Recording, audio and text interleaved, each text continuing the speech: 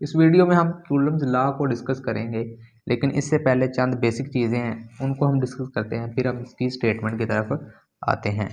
जैसा कि हमें पता है कि दो तरह के हमारे पास चार्जेस होते हैं। एक पॉजिटिव चार्ज जिसको हम इस तरह लिखते हैं, और दूसरा चार्ज हमारे पास होता है नेगेटिव जिसको हम इस तरह लिखते हैं।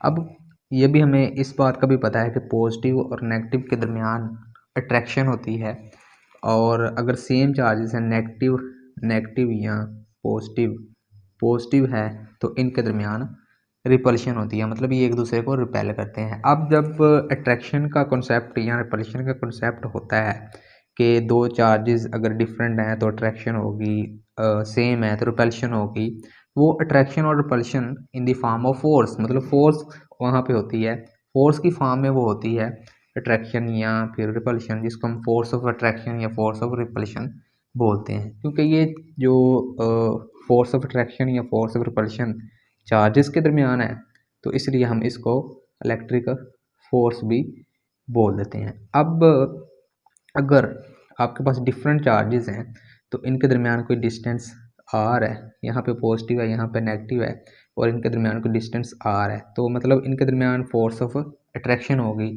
तो क्या आप बता सकते हैं कि वो फोर्स ऑफ अट्रैक्शन कितनी है, मतलब कितनी फोर्स से ये एक दूसरे को अट्रैक्ट कर रहे हैं। अगर सेम चार्जेस हैं, मतलब नेगेटिव या पॉजिटिव, तो इनके दरमियान कोई डिस्टेंस आर होगा, ठीक है। जिस डिस्टेंस से ये एक दूसरे के पास पड़े हुए हैं, जिस डिस्टेंस से ये एक दूसरे के पास पड़े हुए हैं, जिसको हम आर कह देते हैं, तो सेम है तो इसका मतलब रिपल्शन होगी, और रिपल्शन मतलब फोर्स से ही होगी, किसी फोर्स से रिपल्शन होगी। तो आप बता सकते हैं वो फोर्स ऑफ रिपल्शन कितनी है, वो फोर्स ऑफ रिपल्शन जिसको हम इलेक्ट्रिक फोर्स बोलते हैं वो कितनी है। तो इसी चीज़ को हमें जो हम डिस्कस करते हैं, इसी चीज़ को फोर्स ऑफ रिपल्शन या फोर्स ऑफ अट्रैक्शन को जानने के लिए हम कूलम्स लॉ को पढ़ते हैं, जिससे हमें ये चीज़ इजीली समझ आ जाती है कि हम किसी भी दो चार्जेस के दरमियान फोर्स ऑफ अट्रैक्शन है या फोर्स ऑफ रिपल्शन को किस तरह कैलकुलेट कर सकते हैं। यही चीज़ हमें कूलम्स लॉ से पता चलती है। आइए डिस्कस करते हैं कूलम्स लॉ क्या है, इसकी डेफिनेशन या स्टेटमेंट को हम आज की इस वीडियो में समझने की कोशिश करते हैं। इसके लिए मैं यहाँ पर सपोज कर लेता हूँ हमारे पास दो चार्जेस हैं, ठीक है, एक पॉजिटिव है। ज़रूरी नहीं है आप डिफरेंट चार्जेस लें, आप सेम चार्जेस भी ले सकते हैं, ठीक है। और यहाँ पर मेरे पास एक नेगेटिव चार्ज है। समझने के लिए मैं इसको यहाँ समझाने के लिए इसको मैं Q1 कह देता हूँ, इसको मैं Q2 कह देता हूँ। अब इनके दरमियान कोई ना कोई डिस्टेंस भी होगा, चलें उस डिस्टेंस को हम R का नाम दे देते हैं, ठीक है। अब अगर ये डिफरेंट चार्जेस हैं तो इनके दरमियान अट्रैक्शन होगी, किस फोर्स से अट्रैक्शन होगी, इसी चीज़ को हम समझने लगे हैं। फ़र्ज़ करें वो फोर्स ऑफ अट्रैक्शन या जिसको हम इलेक्ट्रिक फोर्स बोल देते हैं इनके दरमियान, क्योंकि चार्जेस की वजह से है तो इलेक्ट्रिक फोर्स बोलते हैं, तो वो FE है, ठीक है। अब ये कितनी है, इसी चीज़ को कूलम्ब लॉ बताता है। कुछ इस तरह के फ़र्ज़ करें हमारे पास कोई दो चार्जेस हैं Q1 और Q2, तो इनके दरमियान जो इलेक्ट्रिक फोर्स होगी वो डायरेक्टली प्रोपोर्शनल होगी इनके प्रोडक्ट की मैग्नीट्यूड के। क्या मतलब प्रोडक्ट की मैग्नीट्यूड का क्या मतलब है कि जब भी हम दो चीज़ का प्रोडक्ट लेते हैं, यहाँ पर अगर क्योंकि चार्जेस का ले रहे हैं Q1 का और Q2 का, तो इसका मतलब हम दोनों को मल्टीप्लाई करके एक जो है वो एक रकम बना रहे हैं, जिसको हम उन दोनों प्रोडक्ट की मैग्नीट्यूड बोलते हैं। मतलब दो चीज़ को अगर आप मल्टीप्लाई करते हैं तो वो एक प्रोडक्ट होगा, और उस प्रोडक्ट से जो आपको चीज़ मिलेगी, जो चीज़ आपके उनके प्रोडक्ट से हासिल होगी, उसको आप मैग्नीट्यूड बोल देते हैं। तो सिंपल सी यही बात कूलम्ब लॉ ने इस अपनी स्टेटमेंट में बताई कि जो फोर्स ऑफ इलेक्ट्रिक फोर्स है इन दो चार्जेस के दरमियान, वो डायरेक्टली प्रोपोर्शनल होती है Q1 और Q2 के प्रोडक्ट की मैग्नीट्यूड के। तो अगर इनका प्रोडक्ट लेंगे तो इनकी मैग्नीट्यूड आएगी हमारे पास Q1 और Q2। क्या मतलब कि ये जो फोर्स है इनके दरमियान, फोर्स ऑफ अट्रैक्शन या रिपल्शन जो भी हो रही है, यहाँ पे अट्रैक्शन है तो इलेक्ट्रिक फोर्स को कह रहा है कि डायरेक्टली प्रोपोर्शनल होगी Q1 और Q2 के प्रोडक्ट के मैग्नीट्यूड की, ठीक है। एक तो ये पॉइंट हुआ कूलम्ब लॉ की स्टेटमेंट का, इसको हम क्वेश्चन नंबर 1 का नाम दे देते हैं समझने के लिए, ठीक है। अब दूसरा पॉइंट जो कूलम्ब लॉ अपनी स्टेटमेंट बताता है वो ये कहता है कि यही फोर्स जिसको हम इलेक्ट्रिक फोर्स बोलते हैं, वो इन्वर्सली प्रोपोर्शनल भी होगी इनके दरमियान जो डिस्टेंस होगा। मतलब ये दो चार्जेस हमने लिए और इनके दरमियान कोई ना कोई डिस्टेंस होगा जिसको हमने आर का नाम दिया।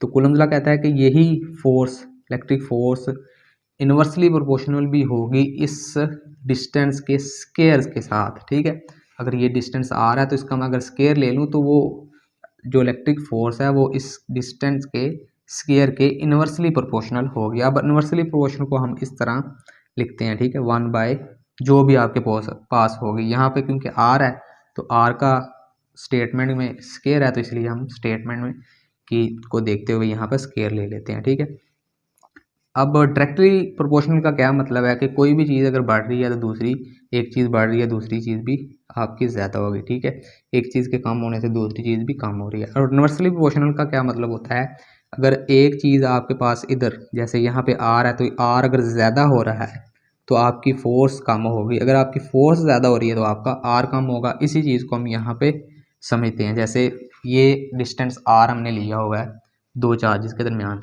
अगर मैं यहाँ पर, क्योंकि ये दो डिफरेंट चार्ज हैं तो इनके दरमियान कोई ना कोई फोर्स ऑफ अट्रैक्शन हो रही है। अगर मैं इस डिस्टेंस को बढ़ा देता हूँ, मतलब यहाँ से मैं यहाँ कर देता हूँ, तो क्या फोर्स बढ़ेगी या कम होगी? डेफिनेटली फोर्स कम होगी, क्योंकि इनके दरमियान हमने डिस्टेंस जो है वो दूरी जो इनके दरमियान है उसको बढ़ा दिया। और डिस्टेंस ज़्यादा होने की वजह से आपकी फोर्स आस्ता आस्ता कम होना शुरू हो जाएगी। अगर इस फोर्स अगर डिस्टेंस अगर ज़्यादा कर रहे हैं इसका मतलब फोर्स कम हो रही है। यही चीज़ इन्वर्सली प्रोपोर्शनल से हमें भी समझ आ रही है। तो अगर मैं इस डिस्टेंस को और कम कर देता हूँ, इसकी बजाय मैं इसको थोड़ा सा कम कर देता हूँ, अब इनके दरमियान जो डिस्टेंस कम हो रहा है, मतलब एक दूसरे के करीब आ रहे हैं, तो इसका मतलब अब फोर्स ऑफ जो इनके दरमियान ट्रैक्शन है या रिपल्शन है वो क्या होगी, बढ़ेगी। मतलब डिस्टेंस कम हो रहा है, आपकी फोर्स जो है वो बढ़ रही है, ऑपोजिट है। जैसे यहाँ पर अगर डिस्टेंस कम है तो फोर्स क्या होगी, बढ़ती जाएगी। मतलब ये जो इन्वर्सली प्रोपोर्शन में आपका जो प्रोसेस होगा वो उल्ट होगा, एक चीज़ के बढ़ने से दूसरी चीज़ कम होगी। ठीक है, या एक चीज़ के कम होने से दूसरी चीज़ बढ़ेगी। लेकिन प्रोपोर्शनल में क्या होता है, डायरेक्टली प्रोपोर्शनल में क्या होता है, एक चीज़ के बढ़ने से दूसरी चीज़ भी बढ़ेगी और एक चीज़ के कम होने से दूसरी चीज़ भी कम होगी। तो इस क्वेश्चन को मैं 2 का नाम देता हूँ। और सिंपल मैं जल्दी से एक दफ़ा फिर इसको दोबारा से आपको बताता हूँ कि दो चार्जेस हैं हमारे पास, पॉजिटिव और नेगेटिव।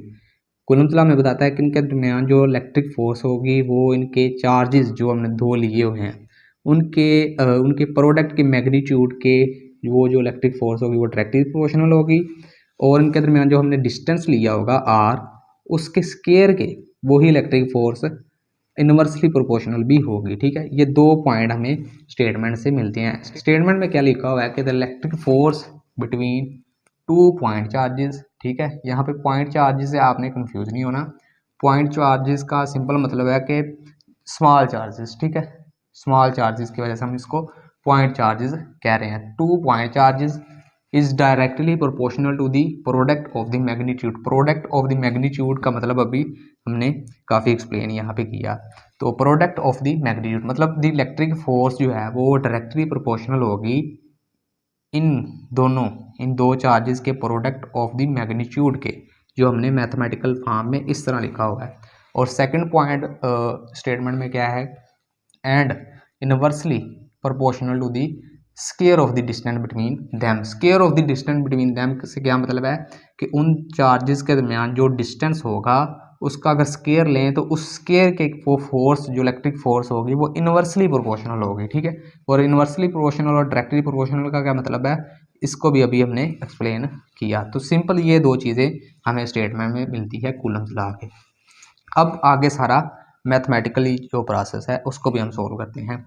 ठीक है, तो मैथमेटिकल प्रोसेस को किस तरह करेंगे आप, इसका मैथमेटिकल प्रोसेस सिंपल, आप ये जो क्वेश्चन 1 हमने और ये 2 बनाई है इनको हम जो है वो इकट्ठा करेंगे। उसके लिए हम क्या करेंगे, इलेक्ट्रिक फोर्स वैसे लिखेंगे और प्रोपोर्शनैलिटी का साइन वैसे ही लिखेंगे और यहाँ पे Q1 Q2 लिखेंगे और मल्टीप्लाई बाय 1/r² कर देंगे। ठीक है, तो ये जो डायरेक्ट स्टेप आप कर सकते हैं, लेकिन मैं समझाने के लिए इसको स्टेप बाय स्टेप करने की कोशिश कर रहा हूँ। तो इलेक्ट्रिक फोर्स आप वैसे ही और प्रोपोर्शनैलिटी का साइन आप वैसे ही आएगा। तो Q2 ये दो इस तरह आप मल्टीप्लाई होंगे तो सिंपली आपके पास ये Q2 और आर स्क्वायर, ये एक इक्वेशन बनेगी। अब प्रोपोर्शनैलिटी का साइन हटाने के लिए, ख़त्म करने के लिए हमारे पास एक तरीका होता है कि हम कांस्टेंट लगाते हैं, ठीक है। डिफरेंट आप कांस्टेंट यूज़ करते हैं प्रोपोर्शनैलिटी का साइन ख़त्म करने के लिए। तो यहाँ पे जो हम साइन यूज़ करेंगे वो होगा के का। सिंपली हम एफ ई लिखेंगे, ठीक है। ये कंबाइन जो हमने दो इक्वेशन की, इसकी भी आपको समझ आ गई। इन दोनों इक्वेशन को सिंपल हमने कंबाइन कर दिया और इसमें कुछ भी नहीं किया, सिंपल कंबाइन किया, ठीक है। Q1 Q2 divided by are square, ठीक है। प्रोपोर्शनैलिटी का जो साइन है वो वैसे ही आपके साथ है।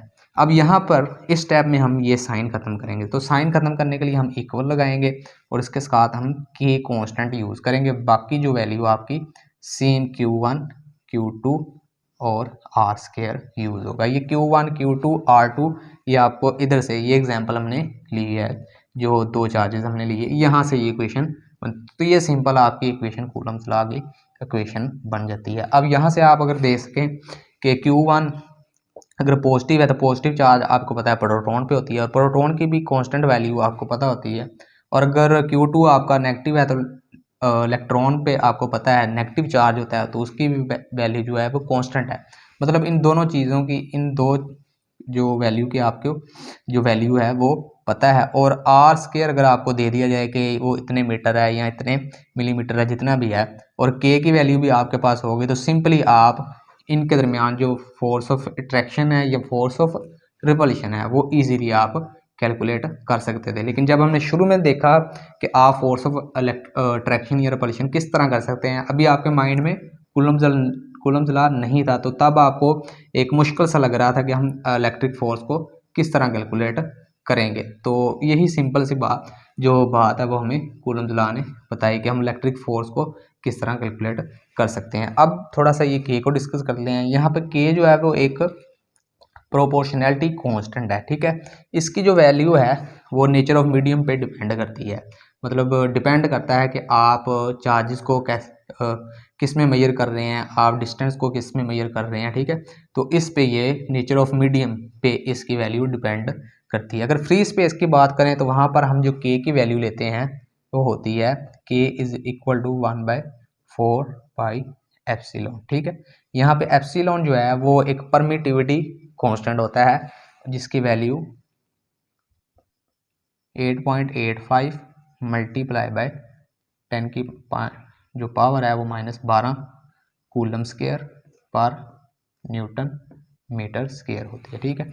तो इन वैल्यूज़ को आप यहाँ पर अगर पुट कर देते हैं, सिंपली 1/4 आपका वैसे मल्टीप्लाई बाय पाई की आप जगह पे आप 3.4, ठीक है, यहाँ इस फिर आगे मल्टीप्लाई, और एप्सिलॉन की वैल्यू आपको गिवन होगी 8.85 मल्टीप्लाई बाय 10 की पावर -12। तो इसको अगर आप मल्टीप्लाई करके डिवाइड करेंगे तो आपके पास जो के की वैल्यू आएगी वो आएगी 9 मल्टीप्लाई बाय 10 की पावर 9 न्यूटन मीटर स्क्वायर पर कूलम।